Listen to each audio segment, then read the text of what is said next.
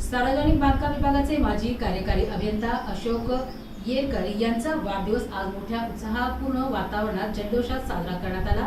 अशोक येरकर यांनी आपल्या सेवा कार्यात शहराच्या विकासासाठी मोलाचे योगदान दिले। शहरातील 100हून अधिक बुद्धविहारांच्या विकास कामांना गती देणे, लेबर कॉलनी परिसरातील अतिक्रमण हटवण्याकरिता प्रभावी मोहीम राबविणे तसेच डॉक्टर बाबासाहेब आंबेडकर यांच्या भडकल गेट येथील पुतळ्याच्या उभारणी व शुभारंभासाठी महत्त्वपूर्ण भूमिका बजावणे यासारखी अनेक विकास कामे त्यांच्या कारकिर्दीत पूर्ण झाली।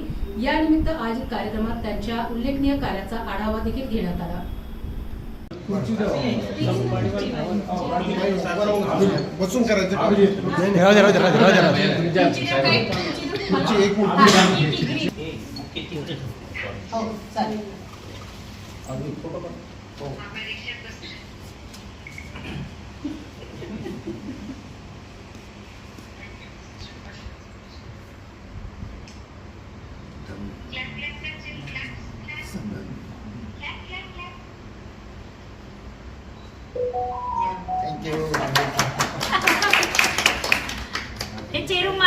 हे चेरुमाचं चिरुमाई बघा तुमचं घेते दान घ्यायला लागले। चिरुमाई हाय चिरुमाई 2 मिनिटं काय पडायला मेन पडायला ठीक आहे लवकर घ्या।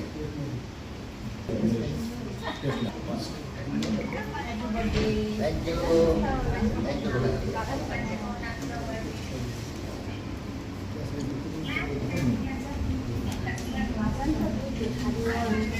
पहिले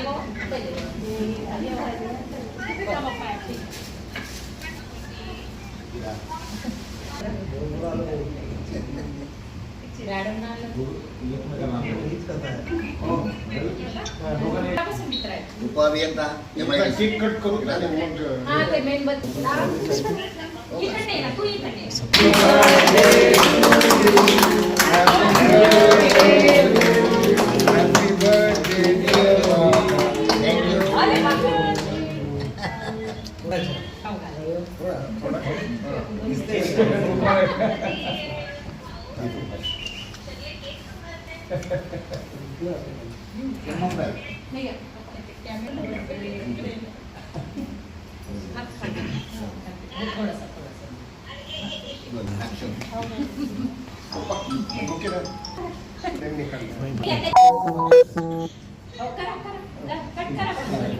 इकडे बघा सर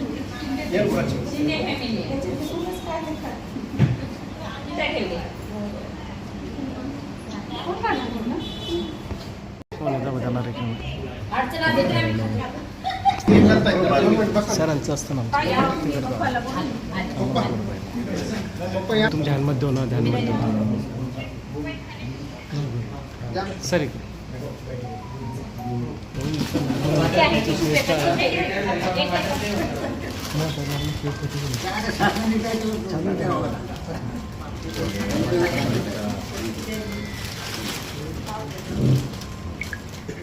धम्मपत्नी म्हणून आशा अशोक येरेकर पूर्वीच्या आशा खंडूजी कानिंदे ही लाभणं याला सुद्धा त्या माणसाची पारमिता लागते। काहीतरी पुण्यकार्य केलेलं पाहिजे, असं काहीतरी पुण्यकार्य केलेलं असेल म्हणून मला आशासारखी पत्नी धम्मपत्नी म्हणून लाभलेली आहे। आणि विशेष बाब अशी आहे की धम्मकार्य करत असताना माझ्यापेक्षा दुप्पट तिप्पट वेगाने ती स्वतः धम्मकार्य करते। तिलासुद्धा धम्माच्या अनेक ठिकाणी तिचे सत्कार झालेले आहेत, पुरस्कारसुद्धा मिळालेले आहेत।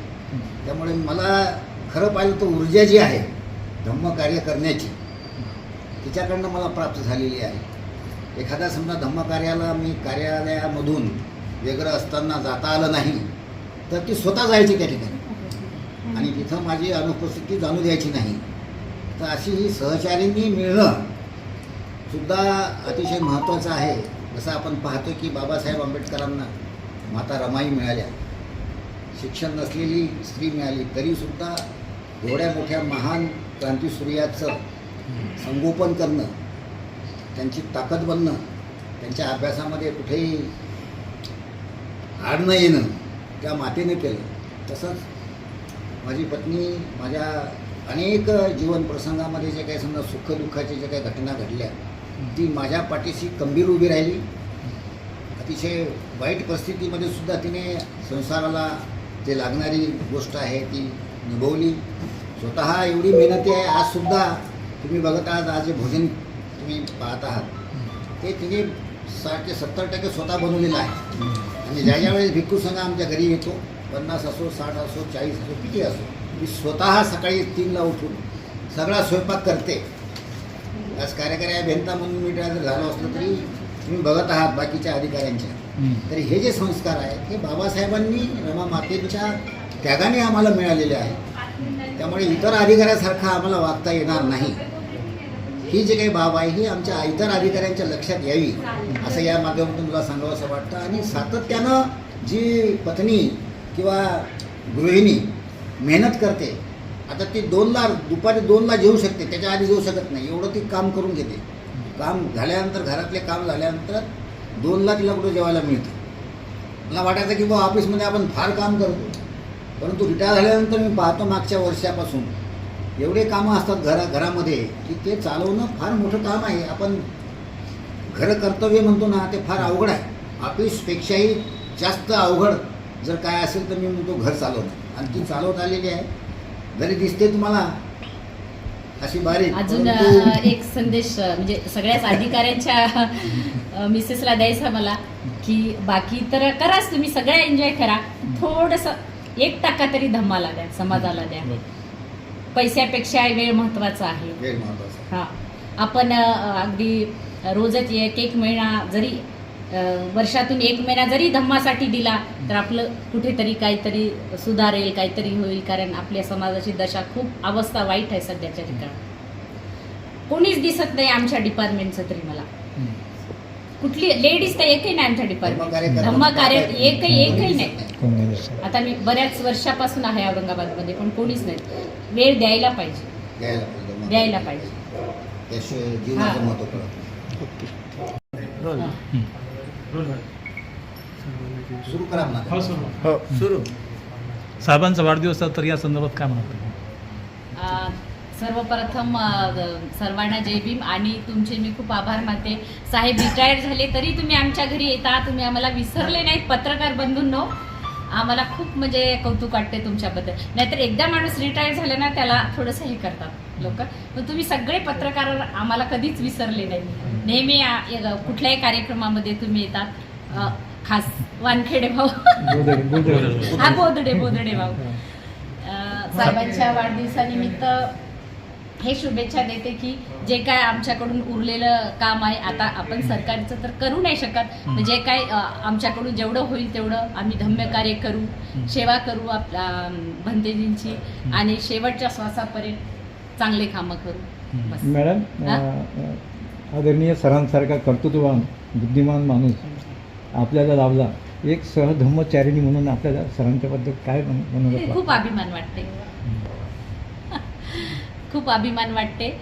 आम्ही साहेब लेक्चरर होते, आम्ही भरपूर कष्ट केलेले आहेत. आणि सर्वात जास्त मला त्रास झाला, कारण आमची 4-4 महिने तेव्हा पगार होत नव्हती.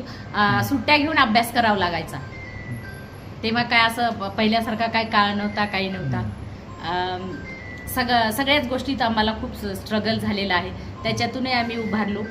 पण आता चांगली कामं करावं वाटतात. आणि कोणी जर थोडंसं धम्माच्या ह्याच्यात झालं तर त्याला आमचा नातेवाईक असो का मित्रमंडळी असो, आम्ही त्याला ओढण्याचा प्रयत्न करतो धम्माच्या मार्गाने, आणि हे शेवटच्या श्वासापर्यंत करत राहील. बौद्ध धम्मामध्ये सरांचं नाव अग्रक्रमाने घेतलं जाते. आपल्या घरी भंतेजींचा सहकार राबता असतो, कार्यकर्ते येतात, आणि साहेबांच्या ऑफिसमधले त्यांचे काही सहकारी वारंवार आपल्याकडे. एवढ्या सगळ्या लोकांचं आपण मेंटेन करताना आपल्याला काही त्रास वगैरे जाणवला नाही? नाही, त्रास तर काही वाटत नाही. पण जेव्हा साहेब ड्युटीवर होते, महत्त्वाच्या मिटिंगी असतात, आणि तेव्हाच अगदी साहेब जाते वेळेसच भंतेजी यायचे ना, तर मग भंतेजीचा सन्मान होतो की नाही, आमच्याकडून काही चूक तर होणार नाही, भंतेजीचा काही अपमान तर झाला नाही, याचं वाईट वाटायचं कधी कधी. बाकी काही त्रास नाही. आता सरांनी जर धम्मकार्यामध्ये पुढाकार घ्यायचं ठरवलं किंवा राजकारणामध्ये जर ते येतो म्हटलं तर आपली सहमती नाही, राहील? राजकारण अजिबात नाही. धम्मकार्य, राजकारण अजिबात नाही. साहेबांनी जे संभाजीनगरमध्ये कार्य केलं तर राजकारणामध्ये पण त्यांना यश येणार सेम आता नाही, राजकारण नको. राजकारण चांगलं नाही. राजकारण नाही. राजकारण म्हणजे तिथं मतलब येतं. धम्मकार्य